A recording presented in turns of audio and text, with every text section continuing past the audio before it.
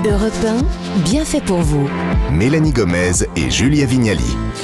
Vous êtes sur Europe 1, merci d'être avec nous. Vous êtes de retour dans Bien fait pour vous, votre magazine bien-être dans lequel on tente de vous faciliter le quotidien tous les matins, de 11h à midi en direct. Et c'est notre partie consacrée aux tendances qui va démarrer à présent. Je me tourne d'abord vers vous, Margot Grossman. Bonjour.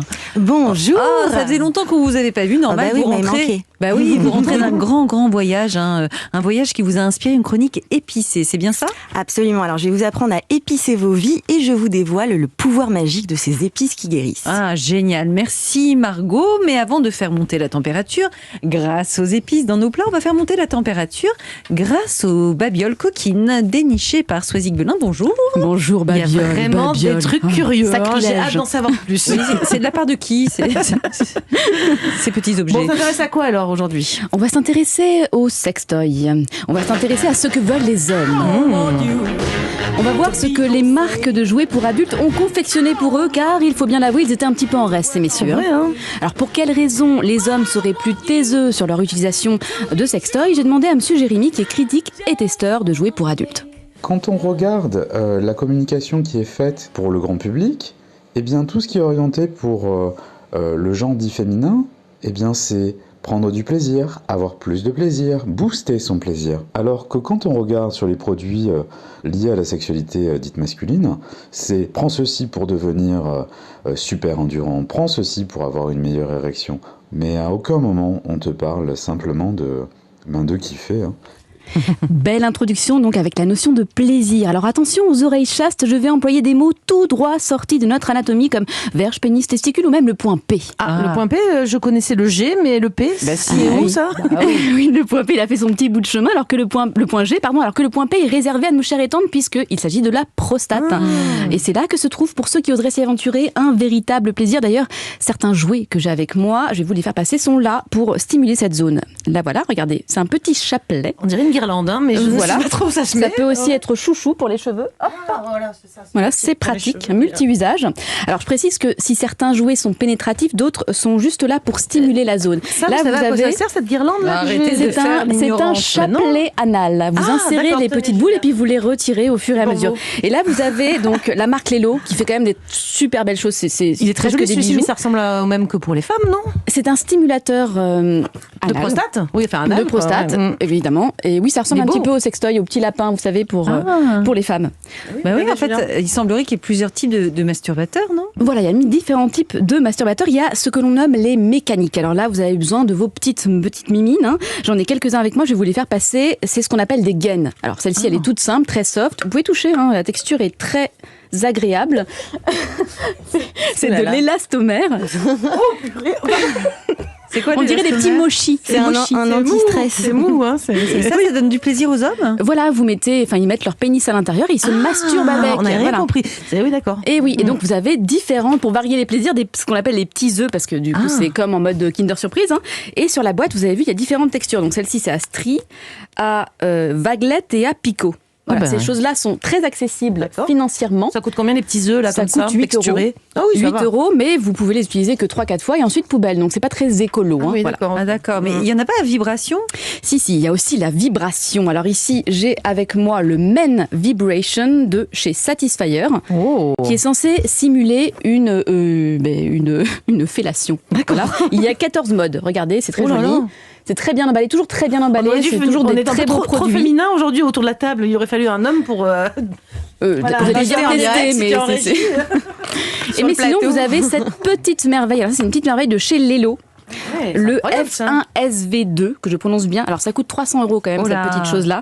C'est une console de plaisir qui, un peu comme le Womanizer, vous savez, maintenant on n'en parle plus, hein, tellement tout le monde l'a testé, tout le monde le connaît et il fonctionne. Hein. Je ne comprends pas ce que c'est. Là, c'est la version simule pour une homme. fellation, je veux dire. Là, vous introduisez là-dedans votre pénis et ça vibre et ça crée des sensations de plaisir. Voilà. On a Benjamin Lévesque qui arrive en studio parce qu'on ne comprend pas tout avec Julia.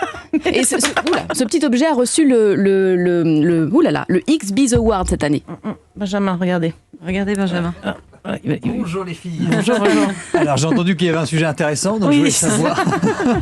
Vous avez déjà entendu parler de tout ça, Benjamin ? Les sex toys pour hommes, on connaissait que les cock rings, donc les anneaux, mais J'allais y venir. J'allais finir sur les bagues à pénis, c'est comme ça que je les appelle. Alors, ils sont aussi esthétiques qu'efficaces, puisqu'ils viennent épouser la base de votre verge et donc ils maintiennent l'érection. Il y a aussi un côté pratique. Excusez-moi, ça fait pas mal ? J'allais dire non, mais j'ai jamais testé. Il faut pas avoir de problème de varices ou ce genre de choses. C'est il pas connaît bon bien pour le sujet. tout le système veineux. Là, vous voyez, regardez, il y a quand même une rencontre entre la sextech et le monde de la mode, puisque c'est Diesel et Lelo, en fait, qui se rencontrent. Alors, cette chose vibre, et quand vous pénétrez votre partenaire, ça fait du plaisir aux deux. Voilà, ça fait du plaisir aux deux. Génial. Et sinon, si vous avez un problème de diamètre, parce qu'il y a aussi, voilà, tout le monde a un pénis. Non. Vous avez ces petits lassos. Et ça, c'est la marque 50 Shades of C'est Grey. réglable, en fait. Voilà, c'est réglable. Voilà, il suffit de tirer. Mais ça vibre aussi. Non, ça vibre pas. Ça vibre pas, d'accord. Regardez, je fais passer. Hop. Il y a quand même beaucoup de choses. Je connaissais pas ce marché du sextoy masculin. Alors donc, c'est incroyable. Si vous en doutiez, sachez que le marché du jouet pour hommes, des ringardises, on l'a vu, se popularise et les marques font travailler leur R&D, recherche et développement, pour des objets donc esthétiques, ludiques et aussi très efficaces. Bon, merci beaucoup, Soisy, pour toutes ces découvertes. Bien sûr, on mettra toutes les références de ces joujoux évoqués sur nos réseaux sociaux. Voilà, la température est à son comble dans ce studio. On va passer du coup à la chronique gastronomie de Margot Grossman, qui va nous délivrer ses bienfaits. C'est pas mal aujourd'hui, sextoy et épices. Mais oui, ça va bien ensemble. Chaleur. Donc votre secret du jour, Margot, c'est de tout miser sur les épices. Oui, exactement. Alors aujourd'hui, on s'envole en Inde, donc dans les coulisses du monde des épices qui guérissent. Alors c'est un délice. Enfin, on s'envole. Donc de mon côté, on atterrit, puisque je viens tout juste de rentrer de 2 mois de périple, donc dans le sud de l'Inde, au Kerala, qui est en fait la terre-mère de l'Ayurveda. Du coup, ça fait tout bizarre ce retour. Mais pour prolonger mon séjour, j'avais envie de partager avec vous les trésors de ce pays. Alors, est-ce que vous saviez que la pharmacie se trouve directement dans notre cuisine ? Mais oui, mais il paraît ça. Alors, parlez-nous de ces épices qui guérissent. C'est quoi leurs effets ? Alors, en Inde, on les appelle masala, ça veut dire antidote. Parce qu'en fait, les Indiens n'utilisent pas seulement les épices pour assaisonner les plats et pour toutes leurs vertus santé, mais aussi pour rendre les nutriments plus facilement assimilables par l'organisme, en fait, mieux digérés. Et comme elles renforcent le système immunitaire, ça permet également de soigner les déséquilibres et les maladies. Alors d'ailleurs, les femmes indiennes ont l'habitude de changer ces épices en fonction des humeurs et de l'état de santé de la famille. En fait, chaque épice a ses propriétés uniques, mais elles peuvent aussi agir en synergie pour renforcer leurs bienfaits. Margot, quelles sont les principales épices à connaître et à utiliser chez soi, justement ? Bon, alors déjà, on a ce fameux curcuma, donc c'est l'un des antioxydants et anti-inflammatoires les plus puissants qui soient. Alors, il va brûler les graisses, baisser le mauvais cholestérol, stimuler le foie, calmer l'anxiété et purifier le sang comme la peau. Alors, on peut en saupoudrer sur à peu près tous les plats. Donc, l'idéal, c'est de l'acheter frais, puis de le laisser sécher et de le moudre soi-même. Donc, 1 à 2 cuillères à café par jour, c'est parfait. Par contre, attention les doigts, parce qu'il y en a pour 3 jours à chaque fois. Oui, on a les doigts orange après. Mais oui, exactement. Alors, on a aussi le poivre noir. Donc, je vous parlais de synergie des épices entre elles. Alors, en fait, le poivre noir, il contient de la pipérine qui va augmenter l'assimilation du curcuma de 150% tout de même. Wow. Et cette pipérine, en fait, elle va aussi stimuler la production d'endorphines. Du coup, le poivre noir, il va agir comme un antidépresseur naturel, en plus de renforcer les poumons, de lutter contre la toux, le corona, les inflammations.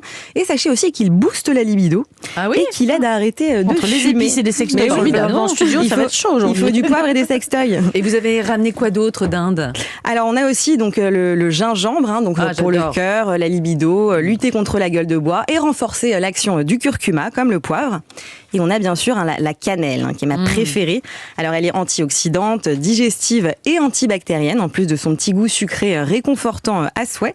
Et elle va aussi être parfaite pour lutter contre la fatigue et pour stimuler l'activité du cerveau. Il paraît même qu'elle pourrait créer des neurones. Allez, de la cannelle partout, on va en mettre. Mais pour finir, Margot, vous avez d'autres épices dans votre besace ? Alors, il y a la cardamome aussi, qui est ma deuxième préférée. Alors, celle-ci, elle est stimulante, tonifiante et légèrement aphrodisiaque. Et sans oublier donc la muscade, qui est très riche en calcium. Alors, on peut aller jusqu'à 5 grammes par jour pour profiter de ses effets anti-stress et anti-douleur. Et bien sûr, on a la badiane, donc, qu'on appelle aussi anis étoilé. Alors, en infusion, elle est parfaite pour combattre les troubles digestifs et pour parfumer le riz, les pâtes, les poissons. Oui, parce que vous avez sûrement une petite recette. Elle est venue avec un apéro glacé, là, bien mais c'est sûr. quoi ? On se régale depuis tout à l'heure. Bien sûr. Alors, en fait, j'ai réuni donc toutes ces épices qui guérissent dans une seule boisson qui est aussi délicieuse que bien bienfaisante pour notre santé. Juliette, on est au 3e verre. Eh ben, je crois génial. que le délicieux est confirmé. C'est fait pour. Alors donc c'est un golden chai tea latte que je vous ai préparé. C'est très très bon. Alors en fait en Inde on l'adore. Hein. D'ailleurs, c'est une amie indienne qui m'a partagé sa petite recette secrète comme on au la pays. salue parce qu'elle est bonne. Ouais, moi aussi, je lui dis namasté et merci. Alors bon, traditionnellement, dans le chai, on utilise du lait de vache et il n'y a pas de curcuma. Mais je l'ai un peu twisté à ma sauce. Hein. De toute façon, en Inde, il y a autant de recettes de chai que de cuisiniers. Alors pour 1 litre en version végane, vous avez besoin de 75 centilitres de lait. Donc moi, j'ai utilisé du lait de soja. On aurait pu faire avec du lait d'amande ou pas? Avec le lait que vous voulez. D'accord. Alors, une cuillère à soupe de sirop d'agave ou de sucrant au choix, 25 centilitres d'eau et 2 sachets de thé noir type Darjeeling. Et du côté des épices, on aura besoin d'une demi-cuillère à café de curcuma, d'une pincée de gingembre, de 5 grains de poivre noir, 8 gousses de cardamome, 2 bâtons de cannelle, une étoile de badiane et on peut aussi ajouter une pincée de muscade et 3-4 clous de girofle qui sont excellents pour la santé des os. Bien épicé tout ça, c'est parfait. Exactement. On met tout dans la casserole, on va chauffer. Mélanie, on sent bien le poivre. Hein. Ah ouais, c'est délicieux. On sent tout. Donc c'est la synergie merveilleuse. Donc dans une casserole, on va simplement chauffer l'eau avec le sucre, le lait et les épices. Alors surtout, on fait pas trop bouillir parce que ça va permettre de préserver en fait toutes les propriétés des épices. Alors quand c'est chaud, on mélange bien. Puis on ajoute nos sachets de thé qu'on laisse infuser 2-3 minutes. Là, on mélange à nouveau, on filtre et c'est prêt. Franchement, c'est simplissime. Hein. Simplissime. Alors, autre variante, on peut y ajouter... Il n'y a pas un risque avec une surdose parce qu'elle a nos 4e verre, j'ai un peu peur. Vous inquiétez pas. D'accord, ok. Alors, donc, autre variante, donc on peut y ajouter quelques glaçons pour une version frappée. Et on peut transformer notre chai tea latte en dirty chai latte. Ouh, Alors, dirty. pour ça, oui, dirty. Alors, pour ça, il suffit d'ajouter un shot de café à la préparation. Et en fait, l'avantage, c'est que les épices vont venir contrer les mauvais effets du café, comme par exemple la nervosité. Bon, alors j'imagine que vous êtes prêts à épicer vos journées. Julia, elle est déjà très épicée. Au 4e verre, là, elle est en pleine forme. Elle peut enchaîner avec une autre matinale et voilà. C'est délicieux. Merci Margot. D'ailleurs, on peut retrouver la recette et vos péripéties indiennes sur votre compte Instagram. C'est Margot-du-bas à ma sauce. C'est bien ça? Exactement. Alors donc je vous poste la recette du chai en story sur mon Instagram, donc Margot-du-bas à ma sauce.